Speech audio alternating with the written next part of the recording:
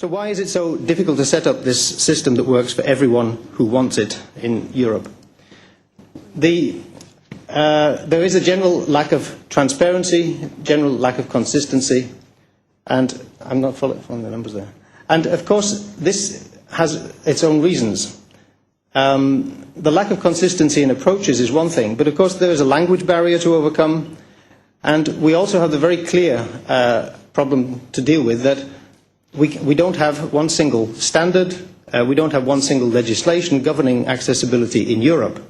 And this means that while a system that's working very well in one country in relation to its own legislation is not necessarily going to meet the demands in another country because the demands are different.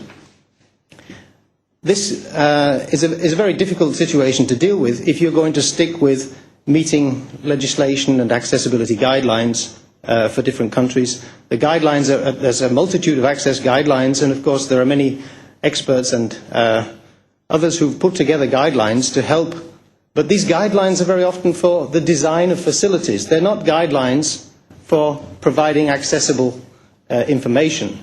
And if we had guidelines for providing accessibility information, perhaps that would be a good step forward. This was something that formed our ideas for the service that we're going to show to you. The obvious thing is that it's very difficult to get together the data sets that you need for accessible tourism. You have to actually have people out there gathering information. It's very time consuming, labor intensive. And of course, there may be, I've said here on the slide, fragmented interests and responsibilities, that many different kinds of organizations have been collecting this information, and they don't always want to share it with anybody else. They want to keep it for themselves because, of course, they have a business to run, and they have to manage that information and make the best of it themselves. So there's not an incentive to share that information, not a very strong one, I should say. The market analysis, just to look at that briefly, done by University of Surrey, shows that we found that this at least 127 million people in Europe, about 27% of the population, is in need of accessibility information when they're travelling, for the reasons that we've given before, a much wider group than just people with disabilities. And this might be worth 80 billion euros a year. And as we know, all tourists can benefit from better accessibility. We have moved towards a network approach. We're a partnership now which has these 11 organizations, and this slide shows a sort of diagrammatic form. We've got 5 bubbles around a circle. The circle in the center is the Europe for All coordinator or administrator, and we see a possibility for forming a network.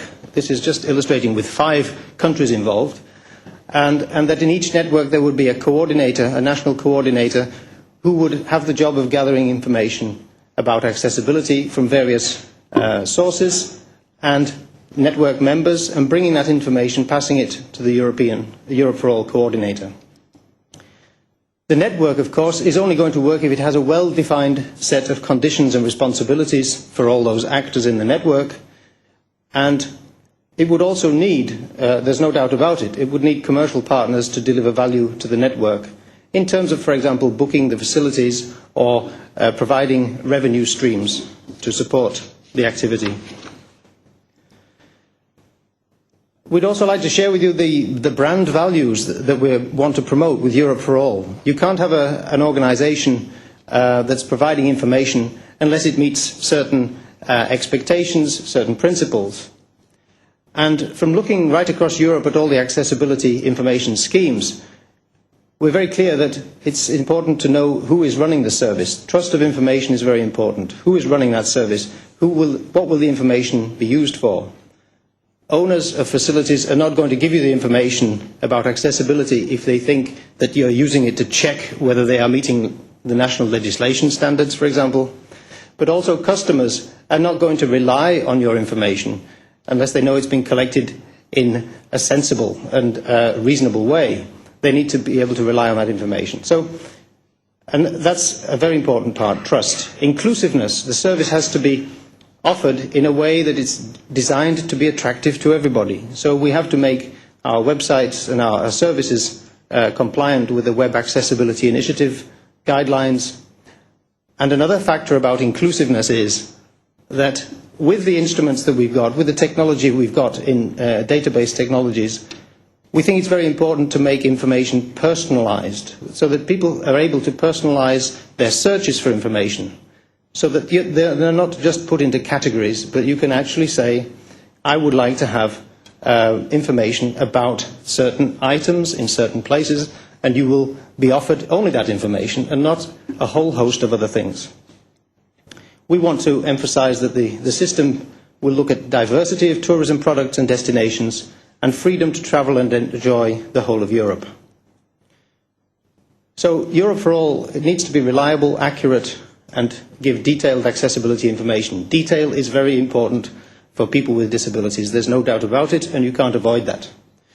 The database and the tools that we're providing here should be suitable for those countries that have no accessibility information scheme whatsoever. So you can start afresh with a new scheme and be able to communicate right across Europe using the same kind of questions, same kind of issues are being checked. But we also respect and want to integrate existing schemes' data so that these are channeled through to a single database and are made accessible to people coming from other countries. So if you have a very good accessibility information scheme in one country, it should also be accessed through this system.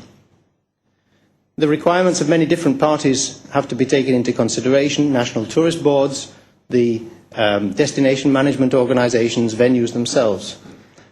And a crucial thing is to have a very large number of facilities in the database. This has also been an Achilles heel of many good projects and very, very good systems, that it takes such a long time to get the data that by the time you've got enough information in there, well, a lot of the data is out of date anyway. And so we also have to motivate owners to provide that information. We decided that the slide itself isn't very accessible here, but I'm showing a slide with 3 boxes, levels 1, 2 and 3. We decided from all our investigations and from working with these issues, you can't provide all the information that everybody needs in one simple system.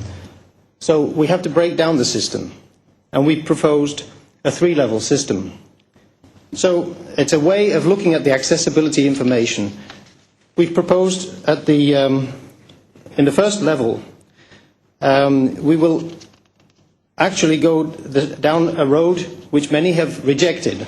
And this is a bold step, but it's one that we have to do. We will make a questionnaire which will allow for self-assessment of a venue, of a hotel, of a tourist attraction, of a shop, cafe, restaurant. Self-assessment, it's a bit like waving a red flag to a bull. If you say that in a room where you've only got disabled people, this has been a big no-no. You don't do that. But we've decided that self-assessment has to be tried once more. It has to be tried because you will never get a very large, what we call critical mass of venues in your database unless we go down this road. And this is the way we've decided we should test it, by creating a self-assessment questionnaire for different types of venues, by putting this information on the web, and then getting users to give our response to it. We want them to give a response to the questions themselves. Have we chosen the right questions? And we want them to give a response to the reactions that they get when they actually visit these places and see, did the owners do their job properly? Did they give the right information?